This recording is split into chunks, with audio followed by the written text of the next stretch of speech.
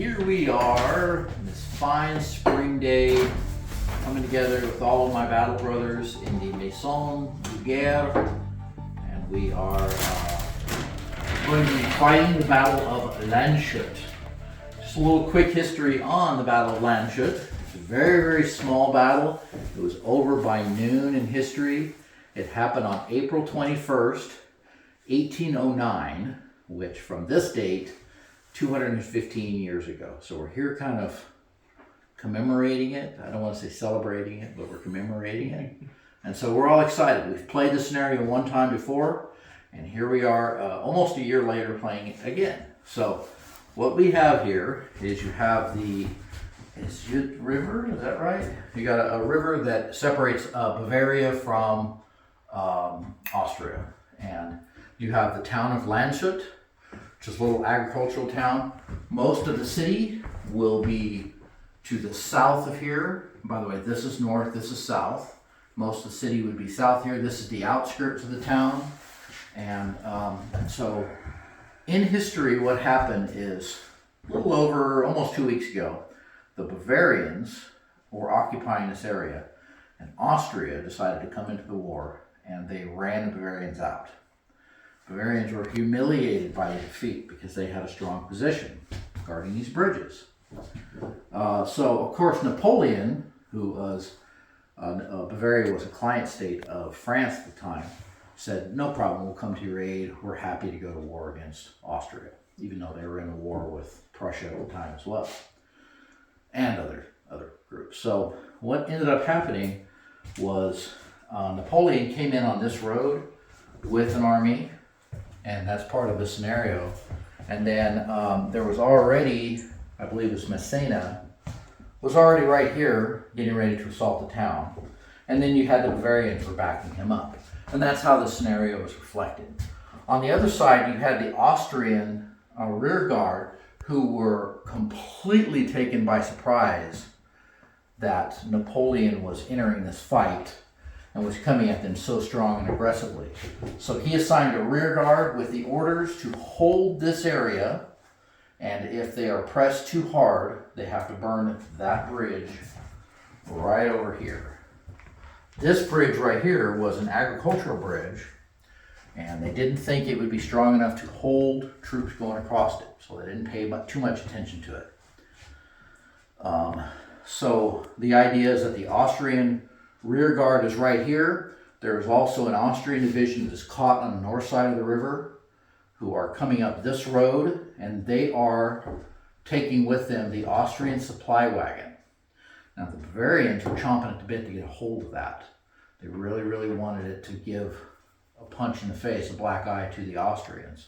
So the Bavarians were kind of gearing up to try to capture that supply wagon. And of course, Napoleon had told his troops, we need to capture that as well. We need to deliver a blow to the Austrians.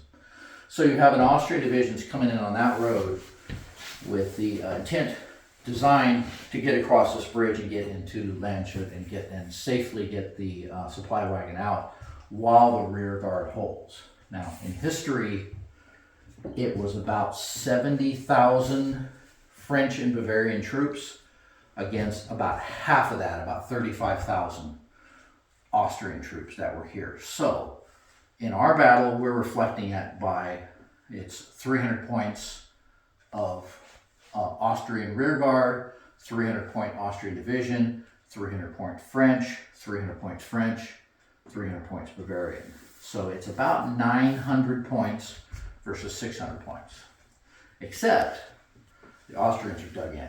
So they have that advantage. So it's going to be a fun fight. I'm looking forward to putting it through the test once again, and hoping for a great spring day here at Maison de Guerre. Cheers, everybody. Thanks, everybody, for tuning in to another Sacred Mountain Battle Report. I just want to hit on a couple high points that Jason didn't mention in the deployment segment. We each brought an army of 300 points, like he said, for 1809, subject to the limitations of LaSalle Army Builder. But then we drew lots to see which army we would command, so we may or may not have been commanding the army that we brought and designed. In fact, none of us commanded the army that we brought. Then we would roll randomly 2 times on the general intervention table and then choose one for what our general intervention was. Some special rules that were in effect is we were using linear doctrine for the Austrians, but I don't think it was ever used. And we used our modified huzzah and flanking rules also were in effect. Lastly, Jason had printed up secret orders and based on our army, and this gave us how we were going to score points in the game that I will go over at the end of the video. Now on with the game. Turn 1 skirmish, we tie, but French win the roll-off and they get to go first. This is basically the deployment. This is the disposition of the Austrian forces, and I got to put in some entrenchments and Massena's fortress, deployment on the opposite end. This is after turn 1, the Austrians digging in and just some exchange of long-range fire. You can see the Bavarians entering into the battle on your left, and then the French deployed into marched into the fields to avoid the bounce of the Austrian guns.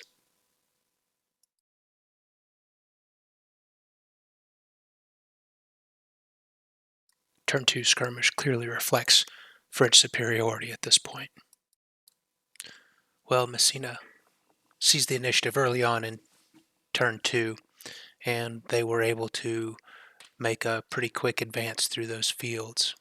Again, we have some long-range bombardment on both sides, trying to soften up those advancing French, and then some of the von Hiller's artillery had to come out because of blocked line of sight and get better beads on the approaching troops, and then hopefully some flanks, and then some interpenetration with the von Hiller's guard infantry or grenadier infantry to try to blunt some of the infantry advance and get another round of shooting.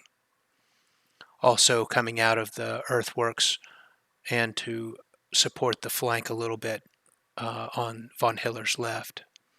These cavalry out of charge range right now looks like they're going to try to intercept the Austrian baggage train and slow them down. And you can also see up in the left-hand corner Napoleon's approach at the end of turn 2 as well.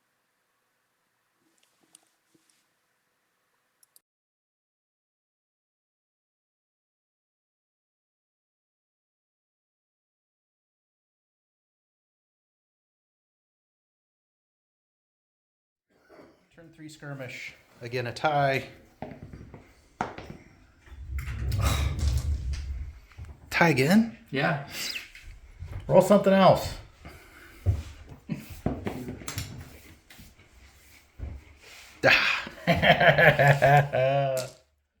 Messina wasted no time in coming to grips with the Austrian defenders, but they were cut down on the Austrian left and repulsed on the Austrian right. Here we are at the disposition of forces at the end of turn 3. Looks like the Bavarians are coming through the forest to me, and they might be going for that small agricultural bridge, so I limbered up my artillery to forestall that possibility. It feels like I'm kind of slowing up Messina's main push, even though I have very limited troops there on the left. But I'm starting to get a little scared of these artillery pouring into the town. Here's the Bavarians marching up the main road, and it's obvious to me that I'm so significantly outnumbered here that bridge is going to have to be put alight sooner than what my Austrian counterpart would want me to, and thus trapping him on the Bavarian side of the Isar River. Here Napoleon is deploying for battle, and this looks to be quite a fight here just north of the Isar River.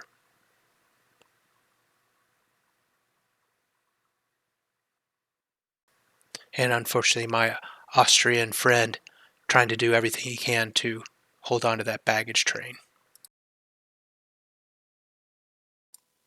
Now in this overview shot, you can see those sneaky Bavarians coming around the Austrian right flank going for that agricultural bridge. And here we're witnessing the Austrian center collapsing. Turn 4 skirmish phase was no better for the Austrians, losing 7-4. This is the Austrian left with one battalion completely getting routed, but one holding fast. Buoyed by their outnumbered victory on the far left, the infantry opted for a rear charge into cavalry that unfortunately was ill-advised, resulting in defeat. The remainder of turn 4, the skulking rearward Landwehr decided to go ahead and light the bridge, regardless of how many Austrians were still on the Bavarian side. The Bavarians squared up to try to protect the agricultural bridge and make sure the Austrians squared up and tried to make sure the Bavarians didn't cross the bridge. The bridge is going to take 3 turns before it completely collapses. My Austrian colleague tried to intercept the cavalry that were turning the flank, but it was really to no avail as the French are uncontested outside the suburbs of Landshut and will be entering the town on the next turn regardless. The Austrians are trying to protect the baggage train that is trying to enter the town, but I don't think is going to make it, whereas Napoleon has assured destruction of the Austrian army in Bavaria, crossing through the forest, cutting off their escape via the road. And here are the French batteries bearing down on Landshut and turn 5 skirmish. Tied yet again. The French again win the roll-off and go first. And here we have the outskirts of Landshut, the Austrians outnumbered and now unfortunately retreating. Then west of Landshut in the fields, each side getting battered and getting one disruption on all 4 cavalry units.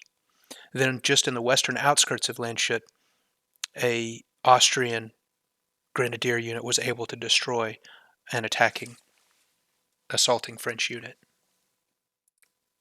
And at the end of the turn, the bridge is now impassable, but still the French, if they get there fast enough, they could spin an action and start to put it out. You can see the French cannon starting to limber up and beginning their advance into Landshut. Here Napoleon has really cut off the ability for the Austrians to get their supply into the Austria via Landshut, and will have to retreat down the Isa River. Another view of the bridge becoming fully engulfed.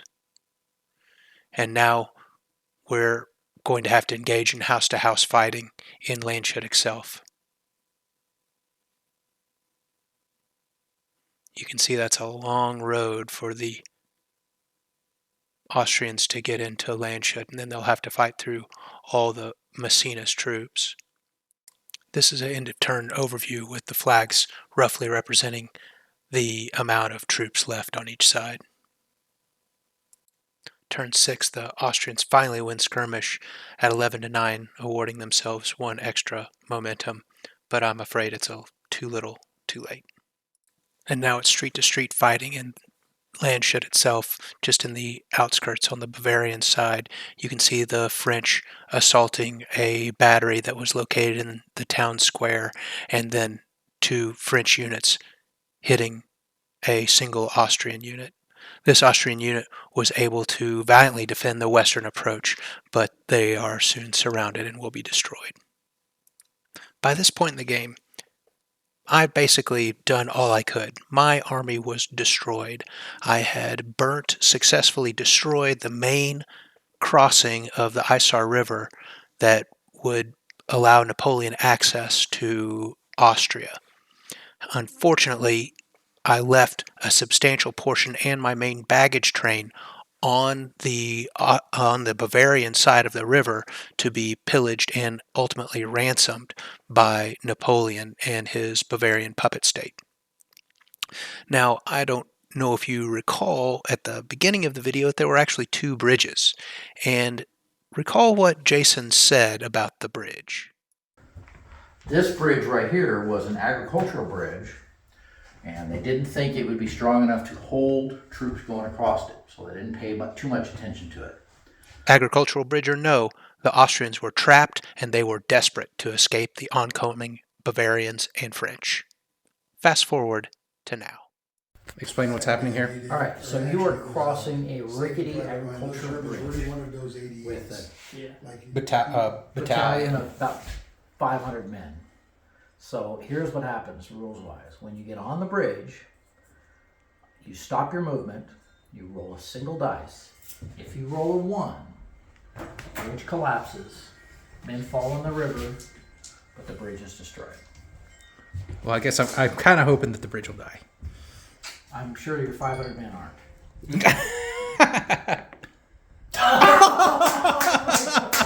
Did you roll a 1? Yeah. Oh, at least you're Recorded for posterity. At least you're consistent. Or, yeah, seriously, recorded for prosperity, actually. So these guys all die, Yeah.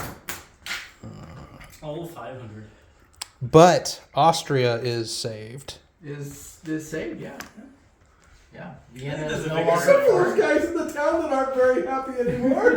With both bridges burnt and destroyed, Napoleon forestalled into entering Austria, and Austria saved, but their army destroyed. We called it right there.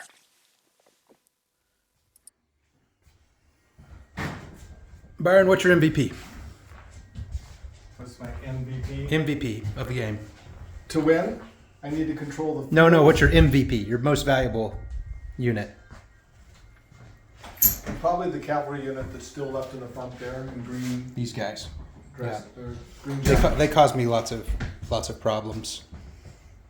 What's yours? My 2nd division that assaulted the town. Which one's that? Yeah, the one that's in the town. 2E, this guy? Uh-huh. Why is that? Oh, they did a great job. They split up the fire. Good job, They guys. not only lost 1 battalion of them. So yeah. How about you, John? What's your MVP? This unit right here was brought down to 1 wound left. Nice. Twice. I rallied it off twice. Nice. Do you have an MVP, Joe? No, I would say probably the generals who never went on the board and just Gave you more back in momentum? camp, adding momentum.